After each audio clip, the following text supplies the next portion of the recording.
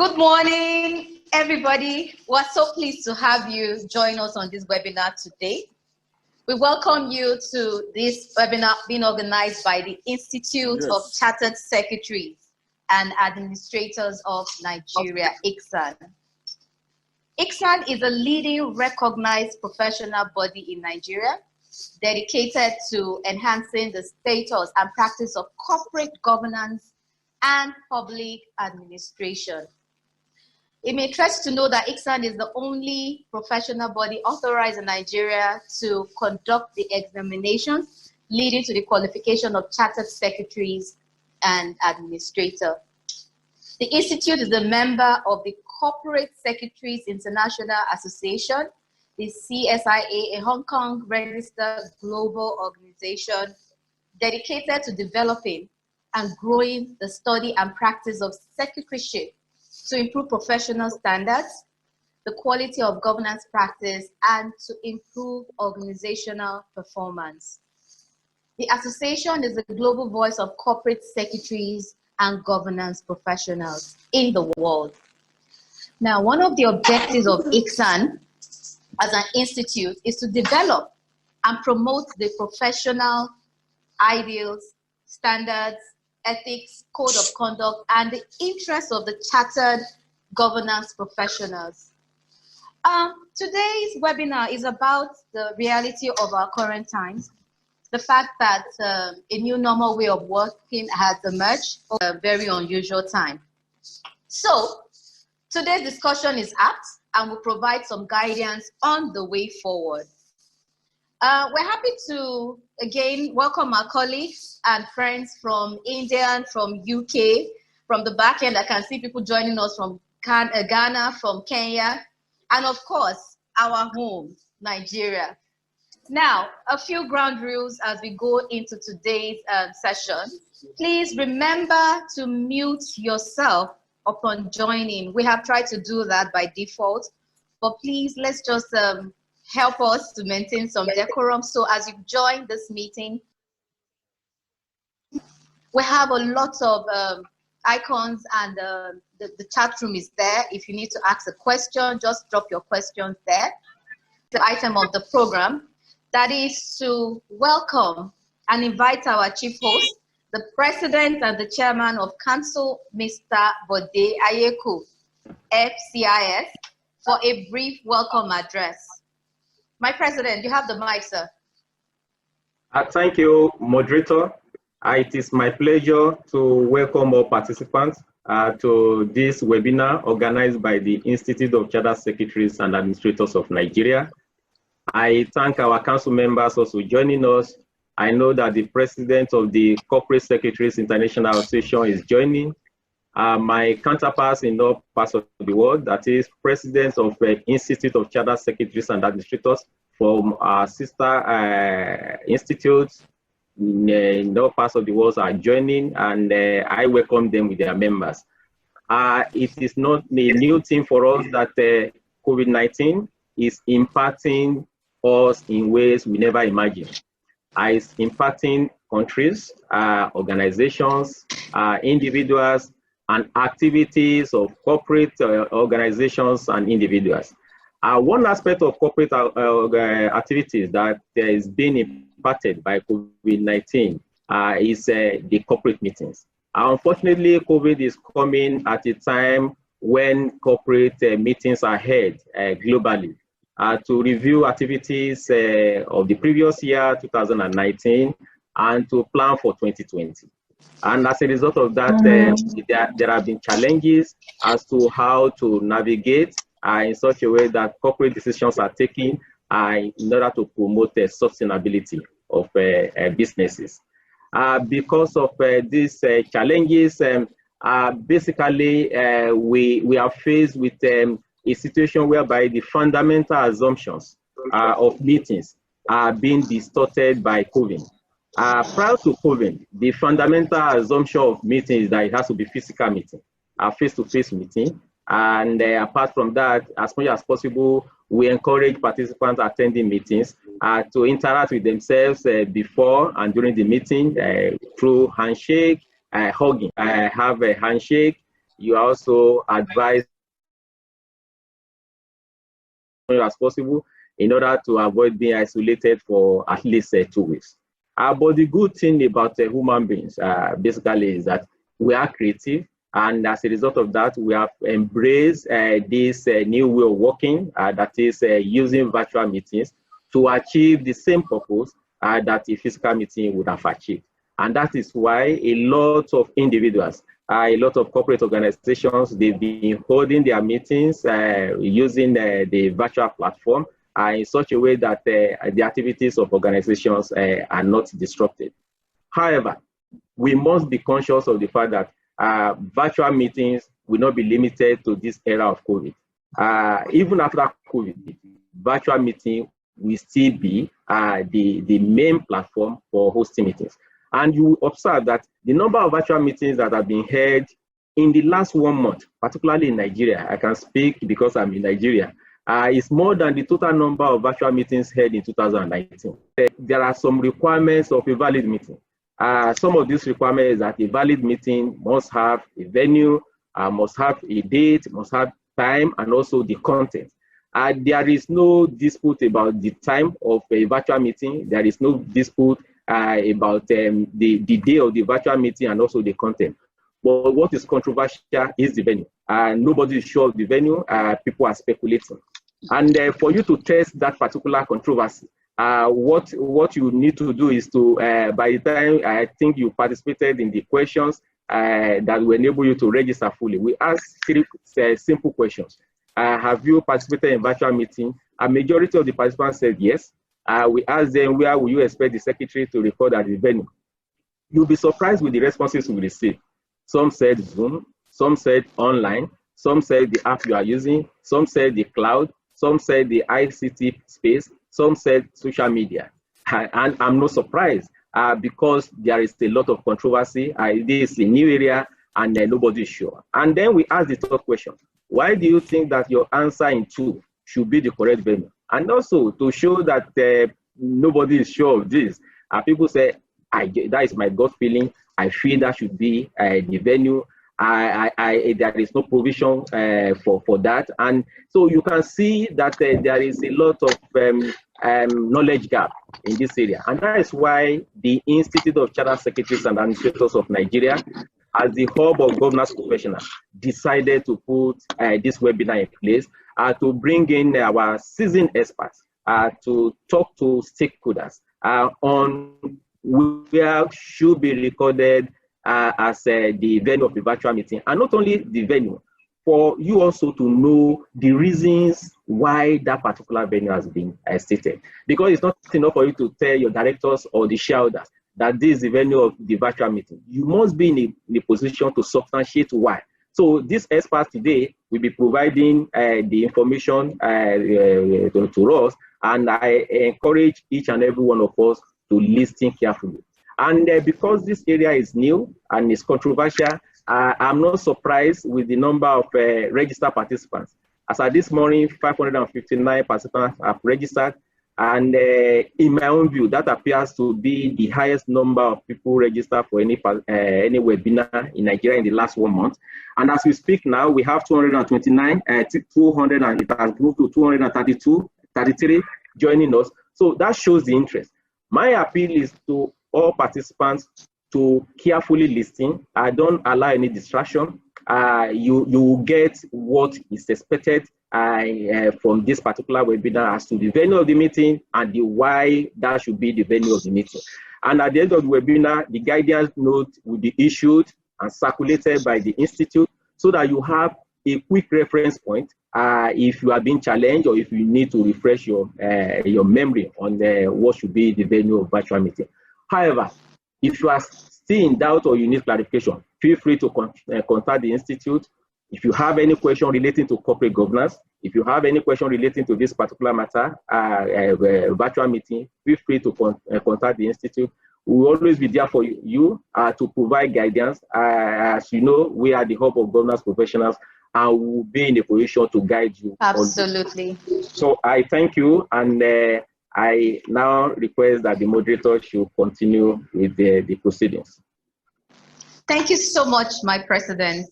Very, very well-spoken word of advice for this very unusual time. So our participants, we have no doubt that we just laid a solid foundation for today's discussion. So we'll just go right ahead to invite our panelists. These are the people that we call the leaders of leaders in the Institute, and we are so pleased to have them join us on this webinar. So I would like to introduce Dr. Nosike Agokei, FCIS, the past president of ICSAN and the current chairman of Education Committee, ICSAN. We have Mr. Yomi Adebanjo, FCIS, Mr. Leo Okafor. Leo, I hope you can hear us. To give us a definition of a virtual meeting, a virtual corporate meeting, what is your definition? Thank you, Abiola. Thank you, Abiola. A virtual corporate meeting can be described as a meeting that is not physically held, organized online, for participants or those entitled to attend that meeting to discuss issues on the agenda, and of which they need not be physically present at the meeting. That is a short description of what is a virtual meeting. It is open to different interpretations, but that's why I called it a description, because a full definition will be hard to have until the law is passed stating specifically and defining what a virtual meeting is. Thank you very much, Leo. And what are the common types of virtual meetings? Well, for common types of virtual meetings, it's either a full virtual meeting or it's called a hybrid meeting. Now, a full virtual meeting is a meeting where all the participants are dialing in or participating from different locations, and they are not physically in one location. Whereas a hybrid meeting is one where some are gathered at a particular venue, attending the meeting, and while those who could not meet up physically are also participating in the meeting virtually. So that's why it's called hybrid, a mixture of physical and non-physical meeting. Thank you so much, Leo. My next question will piggyback on what you have just said. So can you explain the differences between these types of meetings with regard to specific examples like the board meetings, committee meetings, etc.? Now, to start with, it's assumed for board meetings that the articles of association of each meeting have enabled or empowered the board to hold such meetings. If the articles do not permit them, it can be amended to permit them to do so. Now, based on that assumption, the usual notices are sent out by the company secretary indicating the date, the time, and the venue of such meeting, and at the same time, giving other ground rules how such meetings must be held. And then before such meetings are held, there is some form of rehearsal, at least the previous day, so that everything is seamless and would run smoothly without interactions. That also means that other logistics in terms of the IT infrastructure is in place and there are no distractions during the meeting. Thank you so much, Leo. I would like to call on Dr. Nosike to share his personal experiences on the virtual corporate meetings. Doctor, are you there?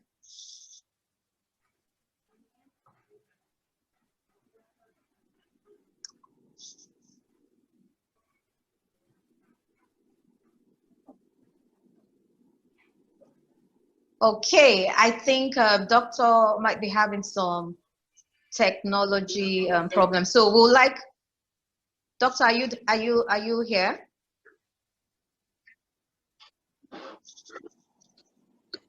Yomi, will you want to take up this question? Share your own personal experiences with us. Hello, can you hear me? Okay, Doctor, we can hear you. All right, thank you very much, Moderator, and thank you to my president. My personal experience, the truth is that the COVID-19 pandemic has virtually forced entities, organizations to now have online meetings. But some of us have had online meetings. And my experience goes to the point of, first of all, making sure that the rules of meetings are the rules. You must play to the rules in accordance with the rules.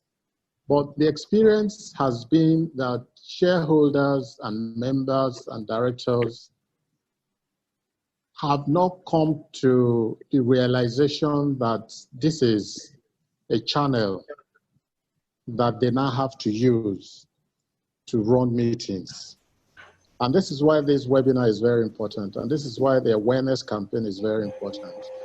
Now, corporate meetings online are meetings that are valid. There's nothing wrong with them. The CAMA is very clear. The CAMA has not said, do not use virtual meetings. It has not provided for it expressly, but it has also not said, don't do it. So virtual meetings are very important meetings. And their meetings, if they are properly organized, IT infrastructure is good, then it's as valid as any other meeting. All right, so the point is either you have a hybrid or a full virtual meeting. What is important is for you to play in accordance with the rules. And as company secretaries and those who manage meetings, we must be very conversant with those rules. Thank you, Doctor. We'll also like you to tell us why it is necessary to ascertain the venue of a virtual meeting. I think you've alluded a bit to that now, but we want you to just expatiate on this. Is it a legal requirement for corporate meetings?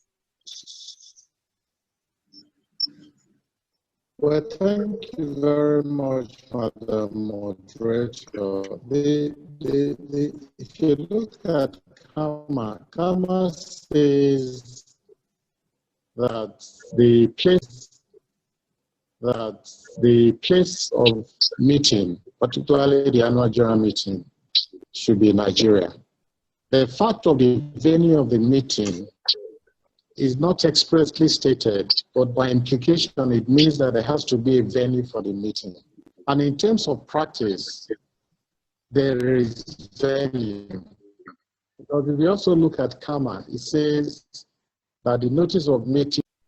Thank you, Doctor. I would like to call on Mr. Adebanjo to tell us, for hybrid virtual meetings, where is the venue? And kindly give us your justification or rationale behind whatever you are going to guide us on. Mr. Adebanjo, please. First and foremost, I welcome all the participants to this forum, and I'm glad to be here. Thank you, Mr. President, for the opportunity of being part of this event. For a hybrid virtual meeting, we always say that there is a venue. The major organizers of that meeting are present in a particular location. Others only dial in either to make some presentation or because the students is there physically, they are dialing in and participating in that meeting. So it is not something we will go over and over to argue. The venue is given in the original place that meeting is called. If, for instance, we call the board meeting at number 44 and Guest Street, we have the quorum present at that meeting there at Ayeku, and two other directors who could not join physically are now able to do so virtually. The venue of that meeting is given. You cannot that goes without saying that I expect it in registered office or the venue of that meeting and should be recorded as well without controversy. Thank you. Thank you very much, Mr. Adebanjo. We'd like to remind our participants to please drop their questions, their comments in the chat room. I will pick them up from there. So for full virtual meeting, where will you consider as the venue based on express provision? I would like Mr. Adebanjo to. Okay. I will go through it in three ways. In some circumstances, there are express provisions of the law or regulations requiring that certain meetings must be held in certain places. So where there are express provisions in the law requiring a meeting to be held, for as regards AGM, where the law says the place for that meeting must be in Nigeria, in 216 of Kama. Wherever that meeting is caused to be held, or whatever medium the meeting is brought together, the organizers must also remember that the venue of that meeting is legally, statutorily speaking, in Nigeria. I was explaining that. Thank you. In agreeing the venue of a virtual meeting, certain factors must be considered, and one of them that is key is where there is a statutory provision as to where this meeting by law should be held. And I gave an instance of an AGM where the law has expressly required, for instance, of a Nigerian company, that it must be in Nigeria. To that extent, wherever that meeting is held, however it is brought about, virtually, it must still be recorded as a meeting held in Nigeria. Now, we can hear you. I would only be able to say the meeting was held at 268 Korodu Road, even though it will be held virtually. Then, we also go to the issue of customs. By a board charter, by an association's charter, they have agreed that their meeting will be held at all times at so place. In that regard, it would not matter that that meeting was held virtually, because virtuality of the meeting and the legality of it, they are two different things. And the case we are making for having a venue for a virtual meeting is to answer the legality of it as to make the meeting valid in the event of a challenge. So customarily, we will determine that this meeting, where will it have been held if it was not virtual? Then that venue, that place where we will answer it will have been held as so place, will still be recorded as the venue. Where there is a statutory provision, it will still be recorded as having been held in Nigeria, but at the company's registered office address. And for board meetings generally, as much as they have the freedom to determine their proceedings, they still have to hold that meeting in accordance with the board charter, the articles, and generally obeying the principles of law as regards the fact that it must have a venue. But where there is a controversy, what we are saying is that the registered office address should be stated. And also in all cases where the meeting is convened by an outsourced company secretary, if the board is accustomed to having the address of that secretary as the registered office, that address as for that virtual meeting. Thank you, Mr. Thank you, Mr. Adebanjo. I would just want you to clarify for us. It appears that you have also raised the issue of some default position or parameters for ascertaining the venue of a virtual meeting. We would like, for the purpose of, for the benefit of our participants, could you just expatiate on this point a little bit? So there are express provisions, which is very clear as to where the venue of a virtual meeting would be held. But can you just highlight a little bit more on the default position so that we can pick the salient points from your own point of view? Thank you. Right. The point I was making is that every convener of a meeting should address where by law should this meeting be held. Is it a meeting that carries the venue as a matter of law? An example of such a meeting is the AGM. The law is clear that the AGM of a Nigerian company must be held in Nigeria. We lost you for a couple of seconds. Can you? All right. I said the explanation I was giving was that the convener of every meeting, particularly such things as AGM, should resolve within him or herself the question as to, is there a legal provision as to the venue of this meeting? If that answer is in the affirmative, as in the case of AGM, then the virtuality of that meeting notwithstanding, the meeting will still have to be recorded as having been held in Nigeria, even if majority of participants are from Germany by virtual connections. And I then went further, that it may also still become controversial, which address in Nigeria should we then use? And I said the registered office address of that company will be readily available for use in that circumstance. Then I mentioned the issue of board meetings. And there are two things I mentioned about it. That number one, the law itself gives the directors a kind of liberty to organize their meetings as they deem fit, which will include where to hold that meeting and where not to hold it.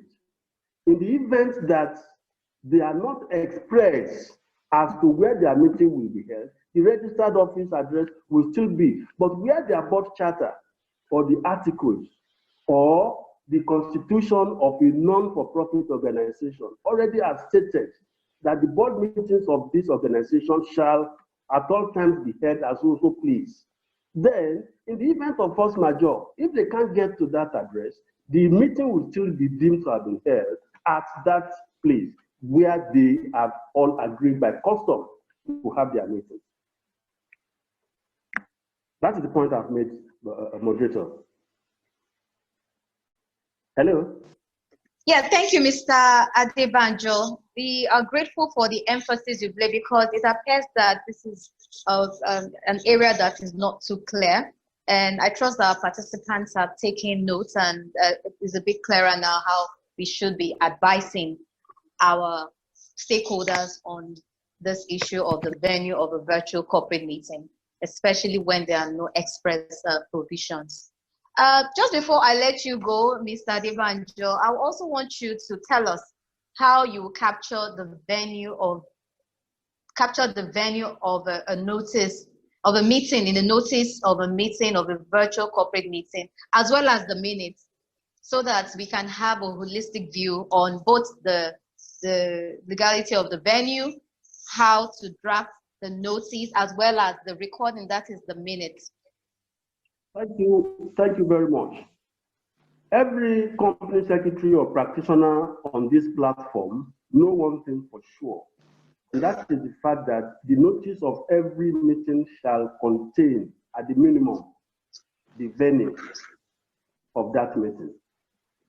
In this regard, whether the meeting is going to be virtually held or physically held, you still must separate virtuality from legality, and then make a mention in that notice of where the meeting ordinarily should have been held if it were to be physical.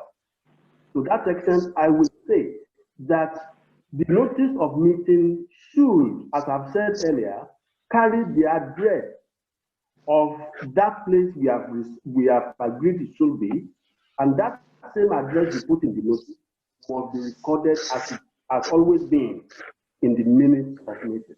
If, for instance, for purposes of emphasis, if we say the meeting is an AGM and going to be held virtually, and unfortunately that's a force majeure, we can't go to the regular place and we are holding it virtually. If that meeting also has been held at the registered office, as we have agreed here, then the minutes will also carry the same address as you have been written on the notice.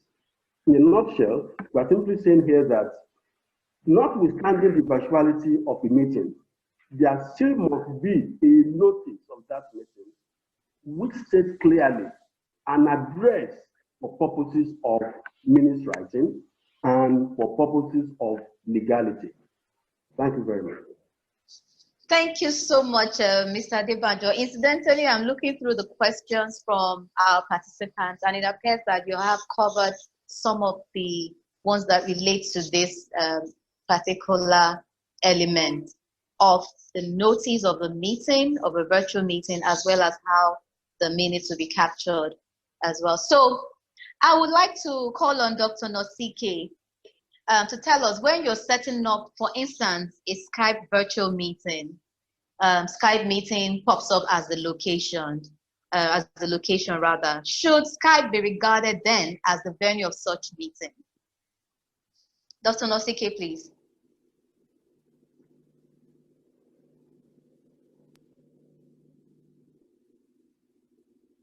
To be the venue of the meeting.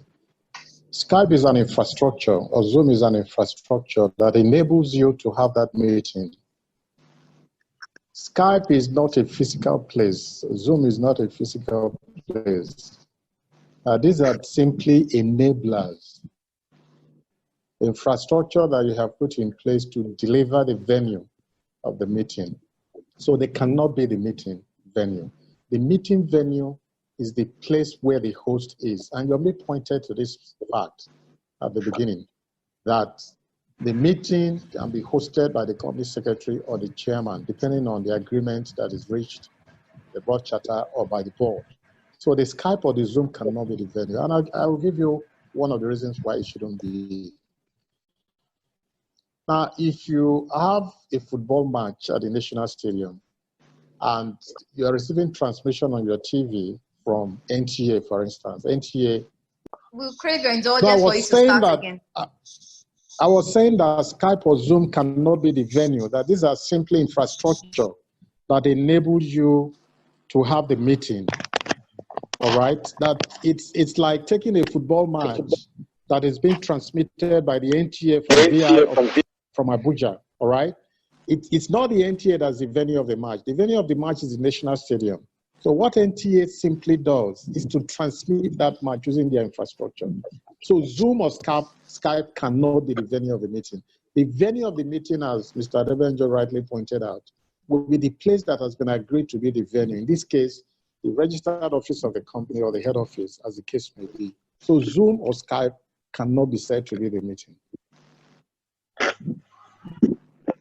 Thank you so much, Doctor. I'm just going to write on this last statement, still on the issue of Skype or Zoom. So there's a question that is saying that what if there's a legal requirement here that you would just have to answer on behalf of our participants? The participant is aligned with you largely because it's something that they've been practicing, but it's not clear for a PLC that. However, for a PLC, there could be a problem if the issue of using the registered office is contested. The participant wants to know whether your comment is based on law or logic because it is not supported by the law. So Adebanjo, I hope that is clear. Right. One thing that is clear to all practitioners is that the only address known with the company is the registered office address, which coincidentally must be filed at the registry. So in circumstances where it becomes difficult, as the cases we are facing today, and one cannot actually say, where is this meeting holding? Then one goes back to the law. And the law, as far as addresses relating to company transactions are concerned, is still the registered office address, right? If, for instance, you have to serve a court process and you couldn't find a way to do so, you'll be advised to go to the registered office address.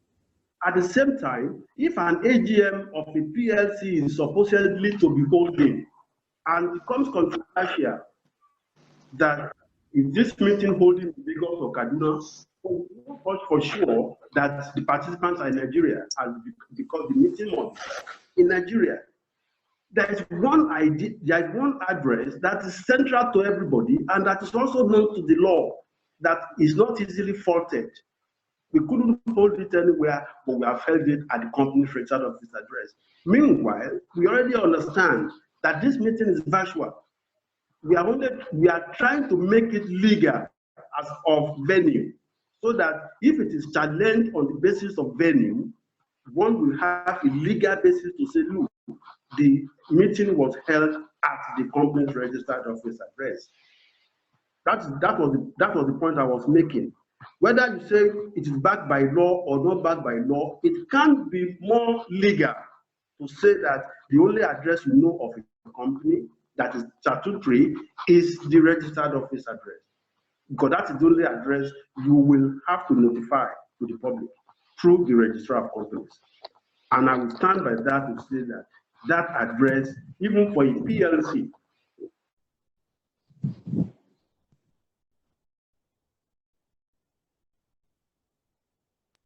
All right, thank you, Mr. Adebanjo. Madam Moderator, can I step in? Please. Can I just make a contribution, please? Yes, please go ahead, Doctor. No, it's not quite right to say that it's not supported by law. All right. I know you said someone said it's not supported by law, but it's not exactly correct to say that, because the board is empowered by the Act to convene the AGM. It's not the members that convene the AGM. It is the board that passes a resolution to convene the AGM. And one of the things that the board is supposed to do in passing that resolution is to determine the date, the time, and the venue. All right, so the board has that power given to it by law to determine venue. So if the board resolves in convening the AGM that the actual meeting should be held at the registered office of the company, there's nothing that anybody can say about that in terms of going against the law. It's very clear that the board has that power. And in any case, even for in-person meetings that are not virtual meetings, it's not the shareholders that determine the venue, it's the board. By convening the meeting, you only give notice to shareholders as to where the meeting should be held. So it's not quite right to say that the choice of the registered office is not backed by law. The board is empowered to determine venue, and in passing that resolution convening the AGM, they decide on where the meeting should be held. Thank you very much, Doctor. Well, the flip side of what you have said, which we stand by, is that, we've had a very unusual time and a lot of confusion around how meetings that have been set, the notice of meetings, for instance, of AGM have been issued, and a particular venue has been indicated as the venue for the AGM. But because of the lockdown that came upon us suddenly, such companies have not had the opportunity to either reissue notice of the meeting to change the venue. So we'd like you to just give a guidance on that. There are lots of our colleagues who are confused right now as to what to do, because some of them have issued the notice of their AGM before this lockdown, and now it is impossible to use such venue. What would be your advice, sir? Well, thank you very much. This point is very clear. The practice those days was that if you convened an AGM and issued a notice, you couldn't change it unless you went to the AGM and passed a resolution to adjourn it. But the practicalities are very clear. Now, let's look at it. The board resolves to call the AGM, in other words, convene the AGM, determines the date, determines the venue, determines the time. Now, if there's an event that will prevent the holding of that meeting as scheduled by the board, then the board will also have to pass a resolution saying that as a result of this event, it is no longer possible to hold this meeting as scheduled. As a result, the meeting will now be held virtually.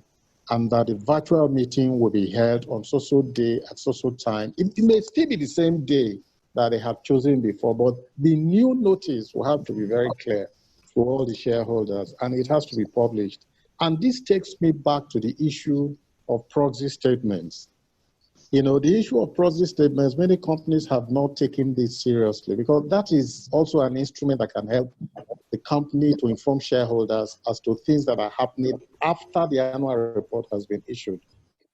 But that's a different subject entirely. But the key point that I'm making is the board should not sit back and say, oh, there's a problem, so this meeting no longer hold, and sit back and nothing happens.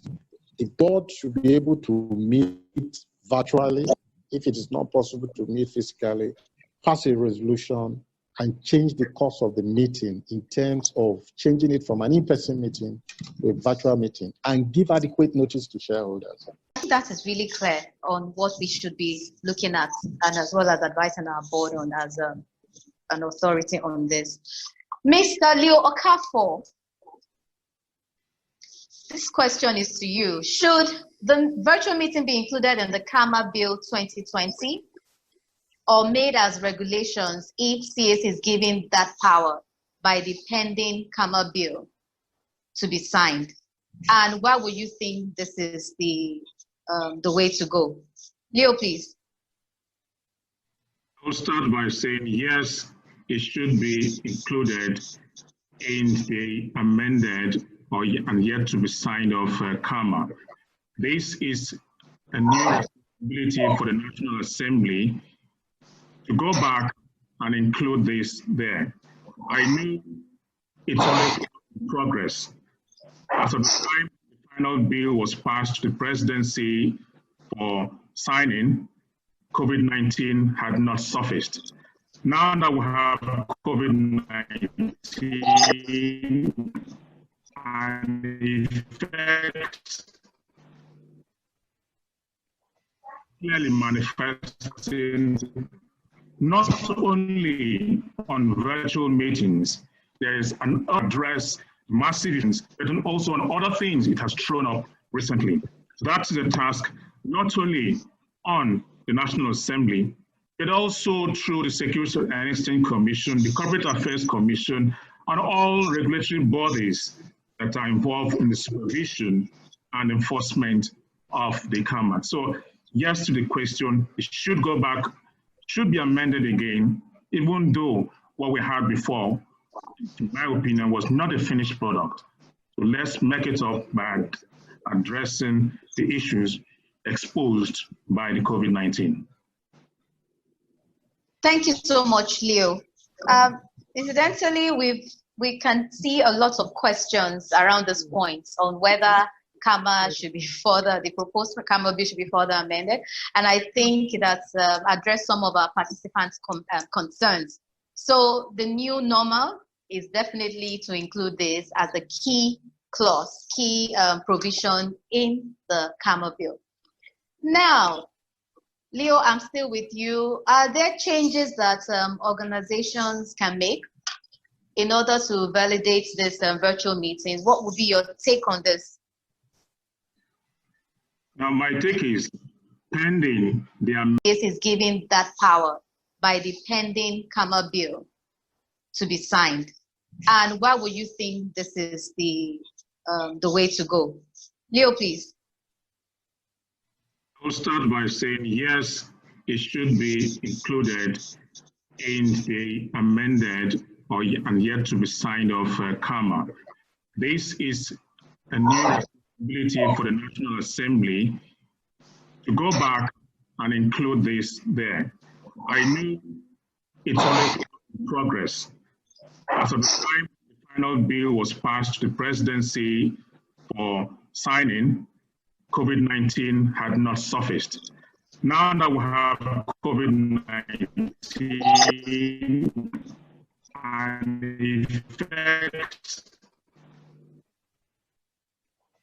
clearly manifesting not only on virtual meetings, there is an address massive issues, but also on other things it has thrown up recently. So that is a task not only on the National Assembly, but also through the Security and Exchange Commission, the Corporate Affairs Commission, and all regulatory bodies that are involved in the supervision and enforcement of the CAMA. So yes to the question, it should go back, should be amended again, even though what we had before, in my opinion, was not a finished product. So let's make it up by addressing the issues exposed by the COVID-19. Thank you so much, Leo. Incidentally, we can see a lot of questions around this point on whether CAMA should be further, the proposed CAMA bill should be further amended.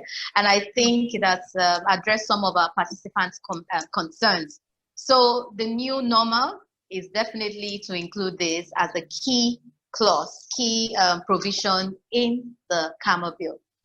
Now, Leo, I'm still with you. Are there changes that organizations can make in order to validate this virtual meetings? What would be your take on this?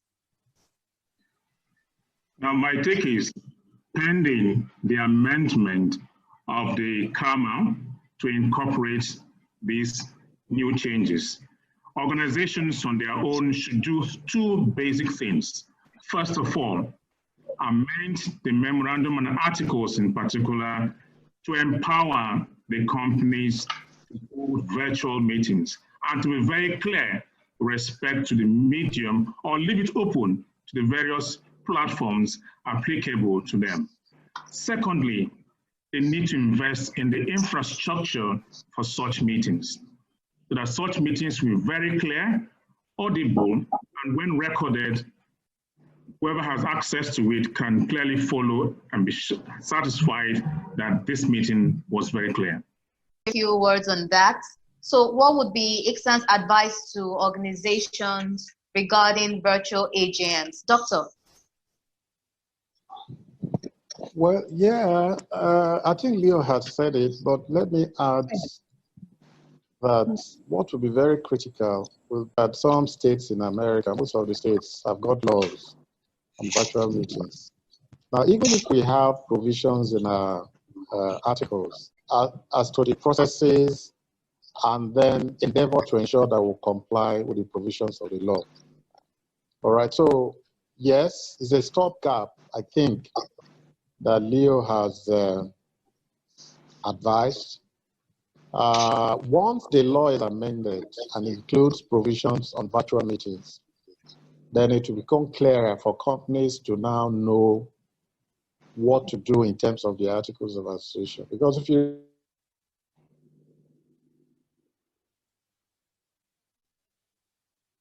So my advice, and I think that ICSAN has actually done quite a lot on this, is yes, let's find out what can be done now as stopgap measures, and then make it wholesale in terms of implementation and amendment after that law has come into place.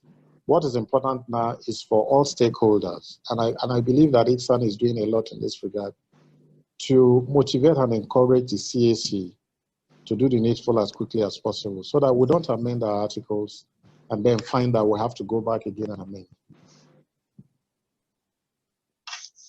Thank you so much, Doctor. I think that's a very, very important point. And as usual, I know that ICSAN will work with the CAC and just leverage on the partnership and the collaborative efforts we've always had with them. Now, before I let you go, Doctor, there's an interesting question on the chat room. Participants are asking, so how do we sign the register of attendance for the board meetings, the committee meetings, if being held virtually? I know it looks obvious, but it would be nice to hear your thoughts on this. Well, yeah, it's, let me make it very clear. Signing a document, there's actually two basic ways of signing a document. You can, many people are used to signing documents cartographically. That is to say, you inscribe your signature. The fact that you have not inscribed your signature does not mean that you haven't, there's no indication that you attended the meeting. All right. If you look at the minutes of meetings, you will find that participants or attendees, particularly for board, for instance, the minutes of the board meeting, those who attended do not sign the minutes to indicate that they attended. What they sign is the record of a register of attendance. And anybody can question that record of attendance. But the point that I'm trying to bring out here is the fact that once the system records that you have participated, because you sign in, and the system will record the fact that you've signed in. I signed in this morning, and I got a mail that says, thank you for registering for this meeting. I think that should be sufficient to indicate those who attended the meeting. So it does not matter whether you signed cartographically inscribing your signature. Once the infrastructure and the system has recorded the fact that you attended the meeting, I think that should be sufficient. Thank you, Doctor. That is super, super clear. Now to Mr. Adebanjo.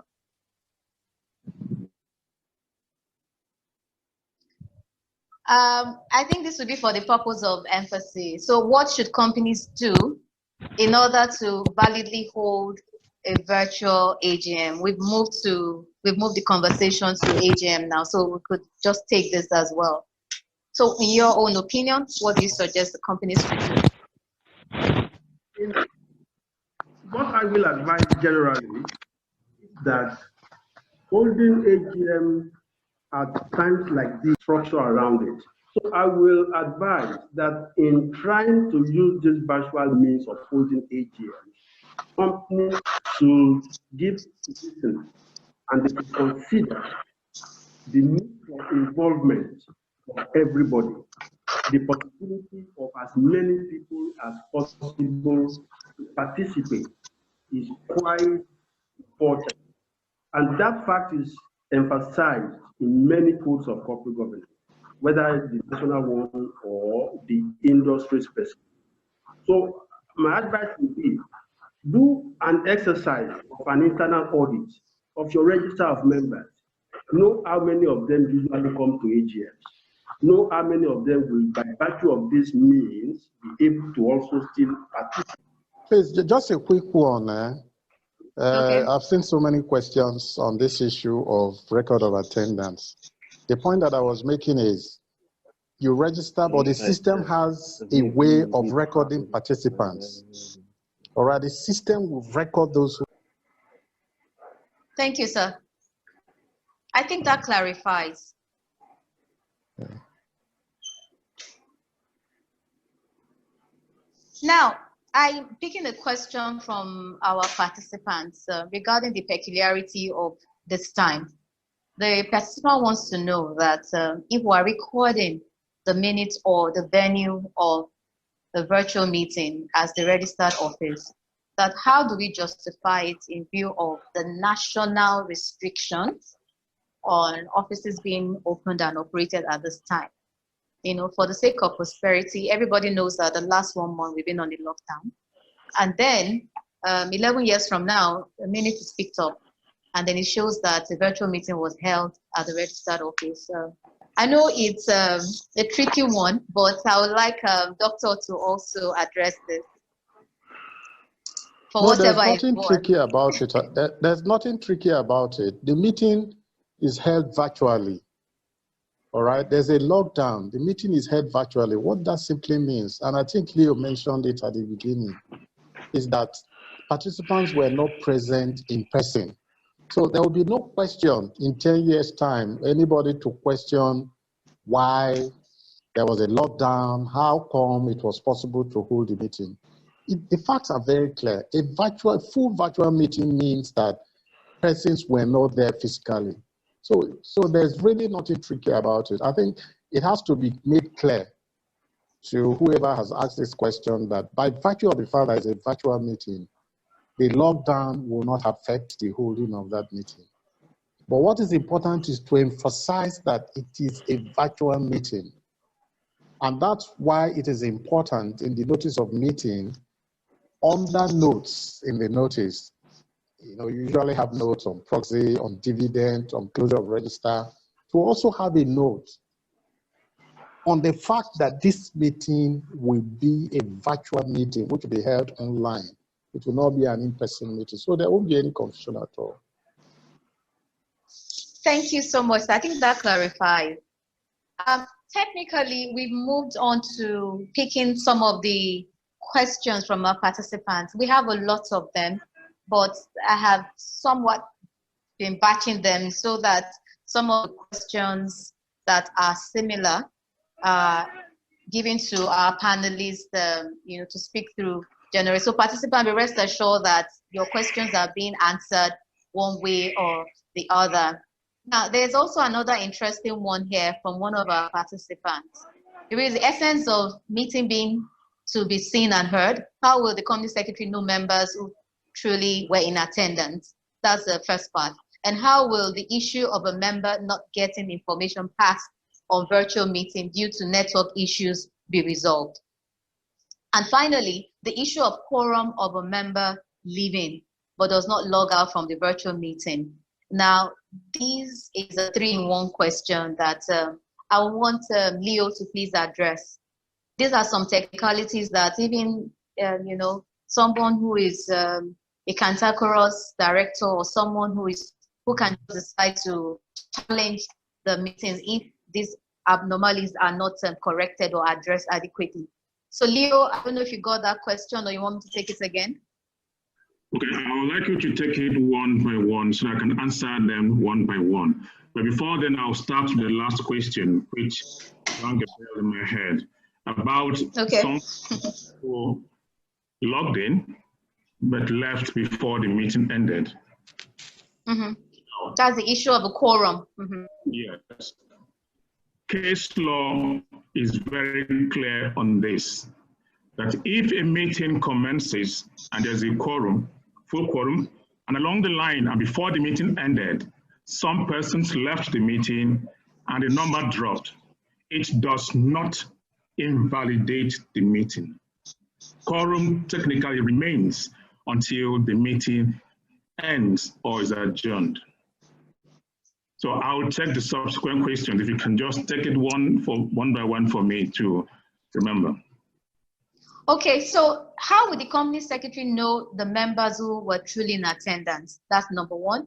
And how would the issue of a member not getting information passed on for the virtual meeting due to network issues be resolved? So how would the company secretary, the corporate secretary keep a tab on those who were truly in attendance, as well as the issue of information for the meeting, maybe perhaps due to network issues? All right. The first question to answer it has already been treated in the course of the discussion.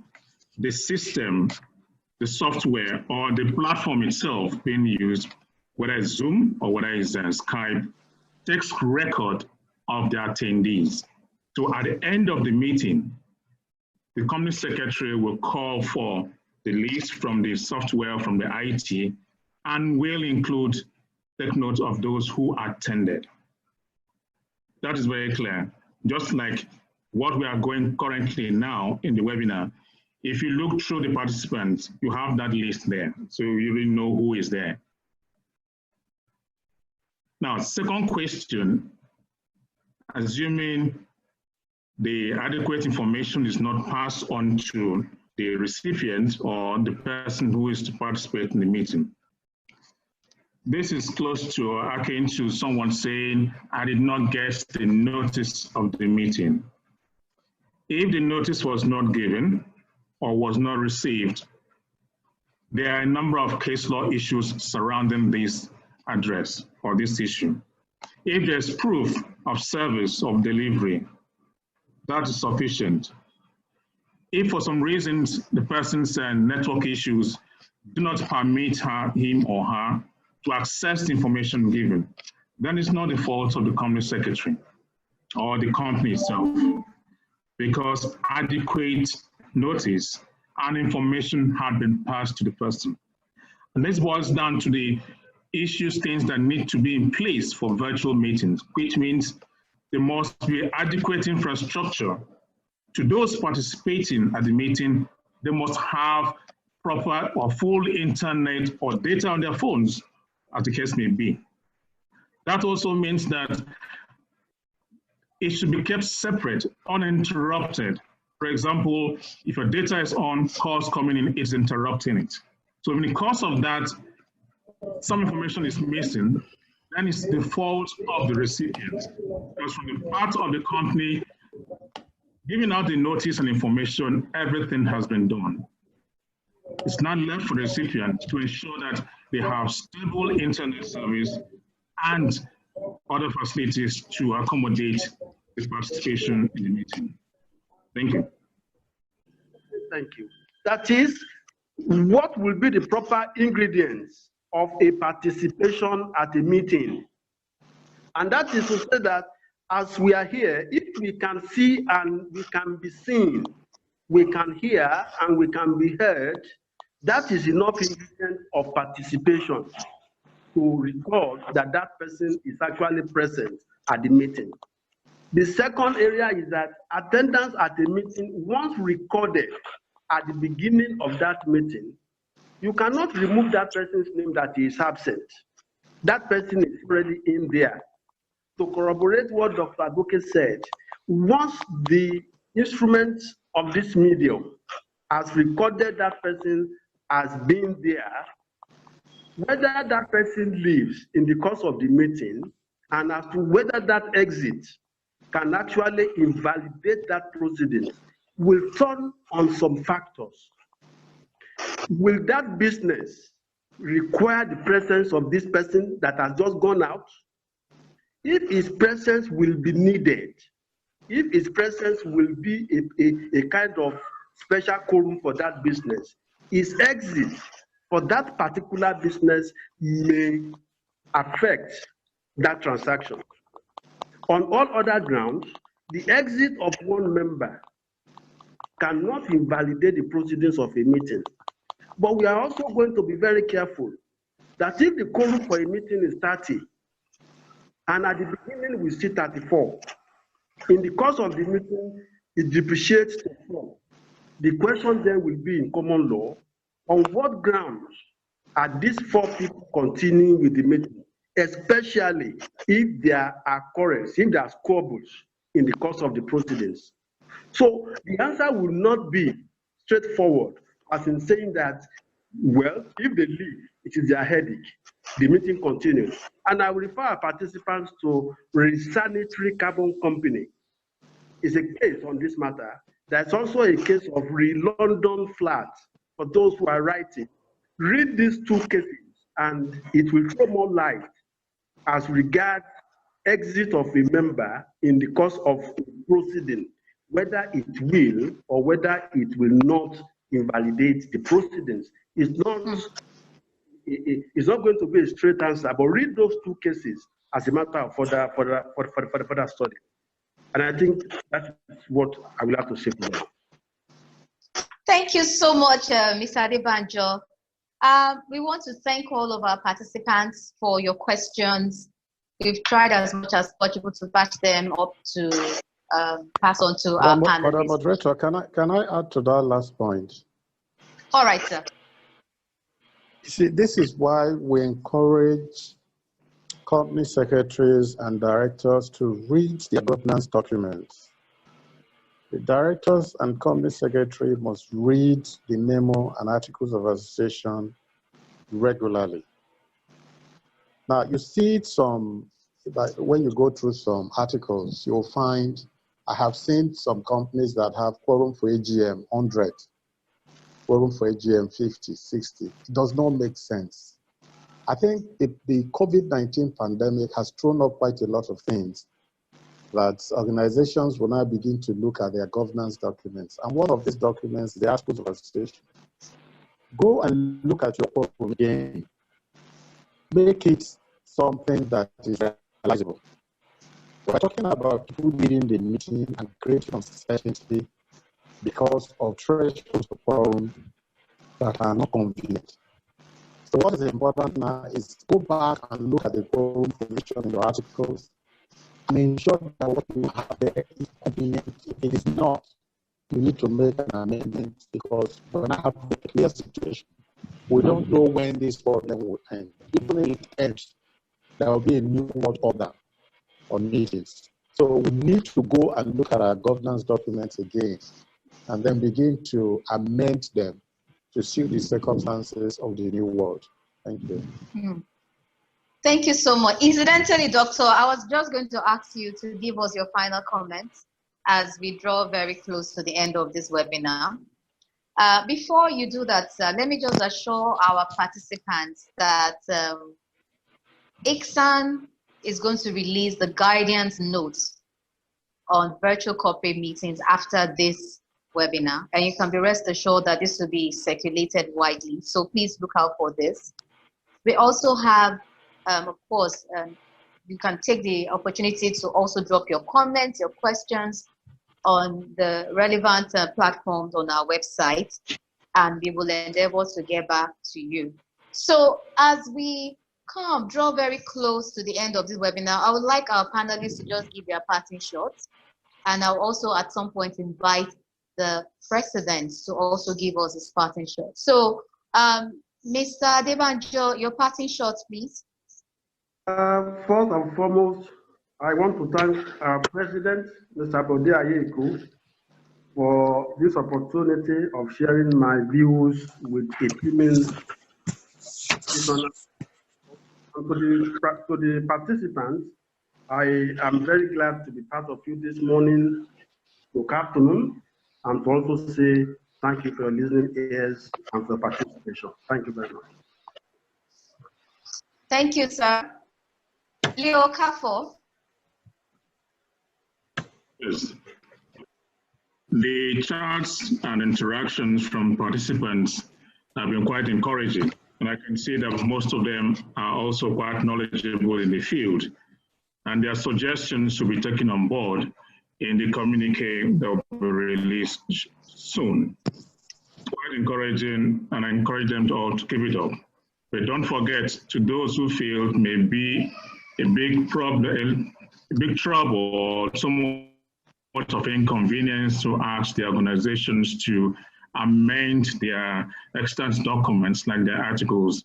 Even when you have the command, they still need for you to have, command may not speak your mind. It's good to speak your mind, but put it in the articles the way it will suit you. It doesn't need to be today or tomorrow. You will need it someday.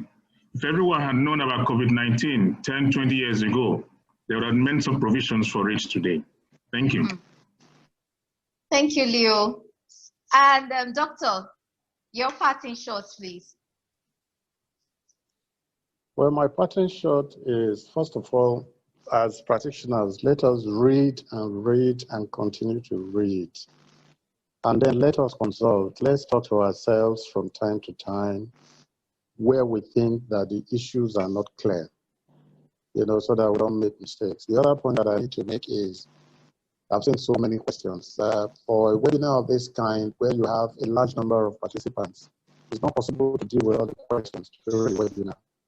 So I think that those questions should be put together so that we can provide answers to the ones that we haven't had the opportunity of listening to or addressing, and find a way of sending answers or responses to people later on. Thank you. Thank you, Doctor. We have taken notes of that. That would be dealt with adequately. Mr. President, your parting shots, please. It is my pleasure to thank the moderator, Mrs. Abiola, Laseinde, and the distinguished speakers. I must emphasize some points in our interest. The summary basically is for us to be sure of the venue, and our speakers, they've told us that there are two ways of knowing the venue of a virtual meeting.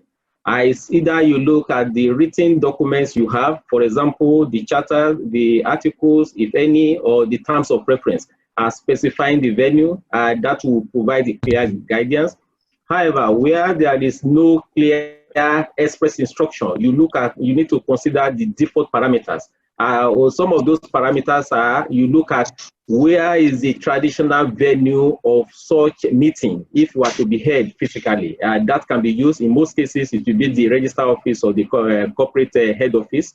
If you are not looking at that, you look at where is the base or the office address of the host initiating the meeting, who can be the chairman or the secretary. So let's look at these parameters. They will be well documented in the guidance to be released by ICSAN after this webinar. One key factor is that we must ensure that we start sensitizing our shareholders now. We've been talking about amendment. We need to carry the shareholders along. And we need to tell them that we never envisage COVID-19 and we do not know what will happen, God forbid, in future. And we need to tell them that it is necessary to incorporate a default provision in our articles, allowing the companies to hold their corporate meetings. It may be board meeting, committee meetings, or AGM virtually. If you tell them that it will be by default, that will assuage their feelings that you are not putting them at a disadvantaged position, or you do not want them to be part of the meeting. Fortunately, in most parts of the world currently, this is the season of AGM, even if we are not amending it now, let us at our AGM now be telling shareholders that we'll be coming back to you shortly to amend the articles to accommodate virtual meetings. And as soon as possible, if you assuage their feelings, and then let them know that you put in place infrastructure, they are very likely to accept your proposal to amend. I think that is very, very key, and we must not forget about that. So company also should try to invest in infrastructure to ensure that there is adequate participation. If we're able to do this, I don't see any reason why any natural disaster should affect any corporate meetings going forward. So as soon as possible, please link up with the Institute of Chartered Secretaries and Administrators of Nigeria if you have any concern or questions or additional clarification on any corporate governance matter or on this particular issue. We will definitely get back to you. We are the hub of governance professionals, and we'll be there to support entities, regulatory authorities to do things right. And also be on the lookout. There will be another webinar on another interesting topical and relevant issue shortly. So just be on the lookout and participate. So on that note, I thank you for joining us today. Thank you so much, Mr. President. And to our distinguished panelists, thank you so much for all your valuable contributions. Our participants, we really appreciate you. A lot of you have stayed through. We've had over 300 and something participating in this webinar. We have come to the end of the webinar, and of course, I have no doubt that we gained a lot of insight on a general framework for our virtual corporate meetings.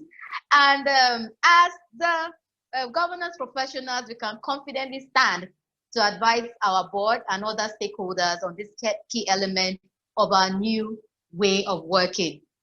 Once again, we thank our participants and also all of our panelists for attending this session.